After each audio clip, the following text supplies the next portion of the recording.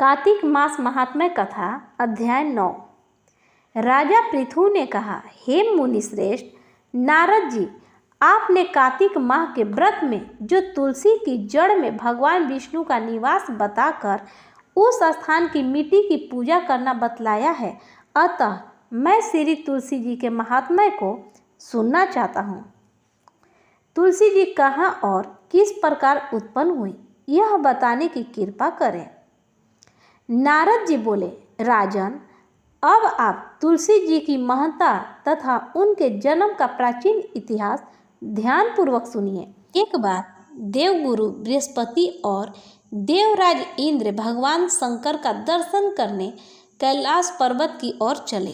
तब भगवान शंकर ने अपने भक्तों की परीक्षा लेने के लिए जटाधारी दिगंबर का रूप धारण कर उन दोनों के मार्ग में अवरोध उत्पन्न किया।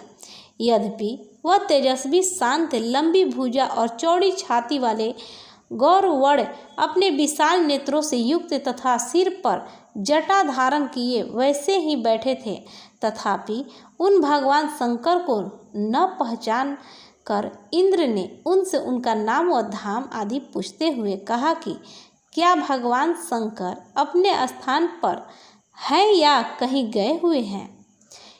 इस पर तपस्वी रूप भगवान शिव कुछ नहीं बोले। इंद्र को अपने त्रिलोकी नाथ होने का गर्व था। उसी अहंकार के प्रभाव से वह चुप किस प्रकार रह सकता था। उसने क्रोधित होते हुए उस तपस्वी को धुड़ककर कहा, अरे मैंने तुझसे कुछ पूछा है और तू उसका उत्तर भी नहीं देता। मैं अभी तुझ पर ब्रज का प्रहार करता हूँ, फिर देखता हूँ कि कौन तुझे दुमति की रक्षा करता है। इस प्रकार कहकर जैसे ही इंद्र ने उस जटाधारी दिगंबर को मारने के लिए हाथ में ब्रज लिया, वैसे ही भगवान शिव ने ब्रज सहित इंद्र का हाथ स्तंभित कर दिया और विकराल नेत्र कर उसे देखा। उस समय ऐसा प्रतीत हो रहा था कि वह दिगंबर प्रज्वलित हो उठा है और वह अपने तेज से जला देगा। भुजाएं स्तंभित होने के कारण इंद्र दुखित होने के साथ साथ अत्यंत कुपित भी हो गया, परंतु उस जटाधारी दिगंबर को प्रज्वलित देखकर बृहस्पति जी ने उन्हें भगवान शंकर जानकर प्रणाम किया और दंडवत होकर उनकी स्तुति करने लगे। बृहस्पति भगवान शंकर से कहने लगे, हे दीनानाथ, हे महादेव, आप अपने क्रोध को शांत कर लीजिए और इंद्र के इस अपराध को क्षमा कीजिए। बृहस्पति की यह वचन सुनकर भगवान शंकर ने गंभीर वाणी में कहा, मैं अपने नेत्रों से निकाले हुए क्रोध को किस प्रकार रोकूं। तब बृहस्पति ने कहा, भगवान, आप इतना भक्त वत्सल नाम सार्थक करते हुए अपने भक्तों पर दया कीजिए। आप अपने इस तेज को अन्यत्र स्थापित कीजिए और इंद्र का उद्धार कीजिए। तब भगवान शंकर गुरु बृहस्पति से बोले, मैं तुम्हारी स्तुति से अत्यंत प्रसन्न हूँ। तुमने इंद्र को जीवन दान दिलवाया है। मुझे विश्वास है कि मेरे नेत्रों की अग्नि अब इंद्र को पीड़ित नहीं करेगी। बृहस्पति से इस प्रकार कहकर भगवान शिव ने अपने मस्तक से निकाले हुए अग्निमय तेज को अपने हाथों में ले लिया और फिर उसे क्षीर सागर में डाल दिया। तत्पश्चात भगवान शंकर अंतर ध्यान हो गए। इस प्रकार जिसको जो जानने की कामना थी उसे जानकर इंद्र तथा बृहस्पति अपने अपने स्थान को चले गए। कार्तिक मास महात्म्य कथा अध्याय 10।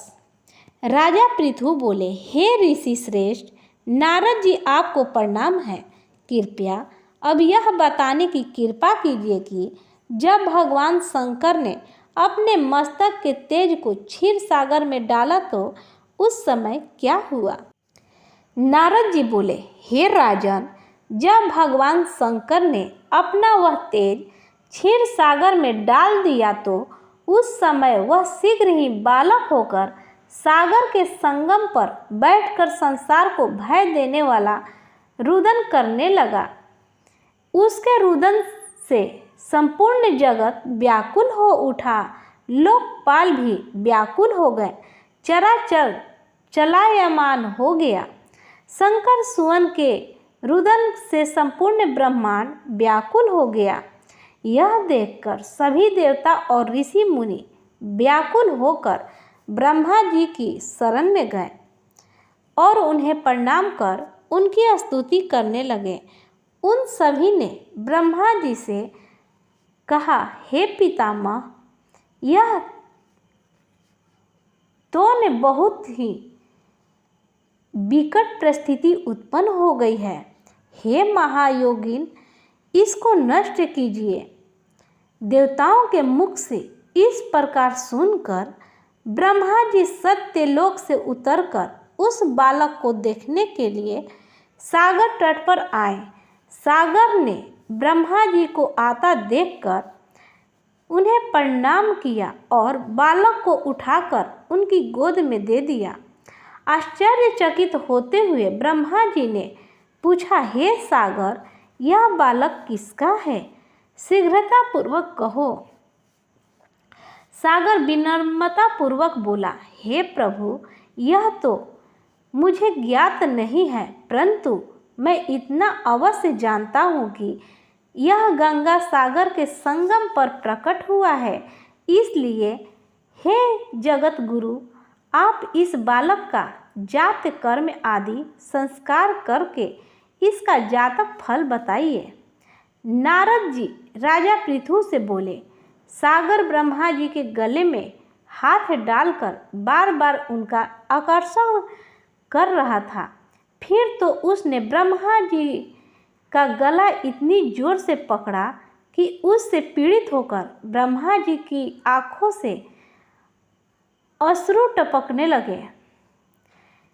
ब्रह्मा जी ने अपने दोनों हाथों का जोर लगाकर किस प्रकार सागर से अपना गला छुड़वाया और सागर से कहा, हे सागर, सुनो, मैं तुम्हारे इस पुत्र का जातक फल कहता हूँ।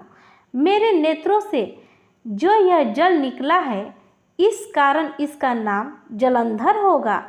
उत्पन्न होते ही यह तरुणावस्था को प्राप्त हो गया है, इसलिए यह सब शास्त्रों का पारगामी, महापराक्रमी, महावीर, बलशामी, महायोद्धा और रण में विजय प्राप्त करने वाला होगा।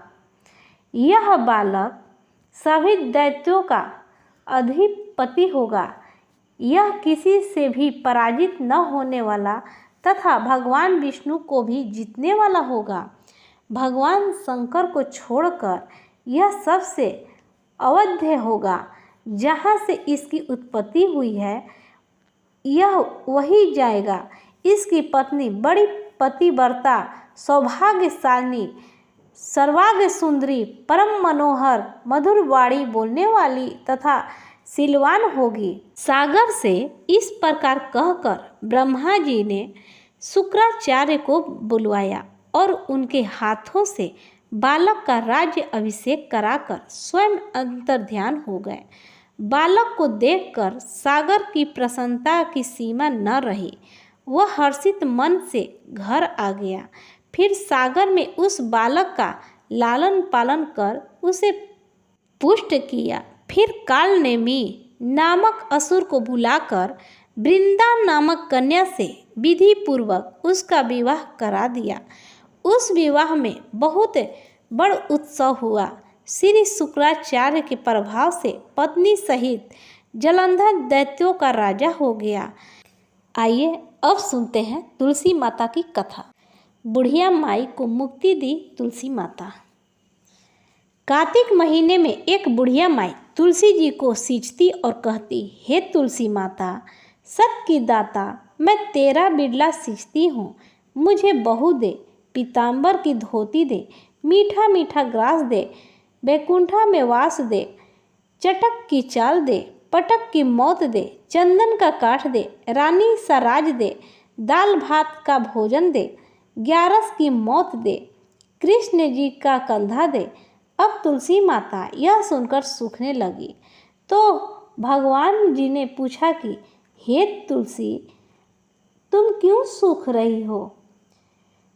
तुलसी माता ने कहा कि एक बुढ़िया रोज आती है और यही बात कह जाती है। मैं सब बात तो पूरा कर दूंगी, लेकिन कृष्ण का कंधा कहाँ से लाऊंगी? तो भगवान बोले, जब वो मरेगी तो मैं अपने आप कंधा दे आऊँगा। तो बुढ़िया माई से कह देना। जब बुढ़िया माई मर गई, सब लोग आ गए। जब माई को ले जाने लगे तो वह किसी से न उठी। तब भगवान एक 12 बरस के बालक का रूप धारण करके आए। बालक ने कहा, मैं कान में एक बात कहूँगा तो बुढ़िया माई उठ जाएगी।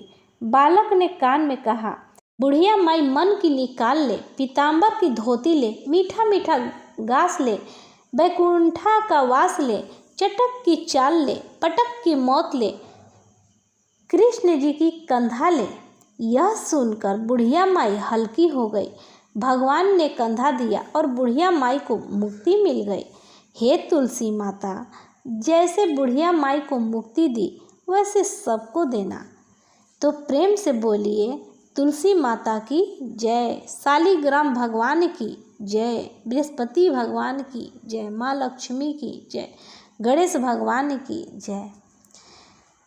आइए तुलसी माता की आरती करते हैं।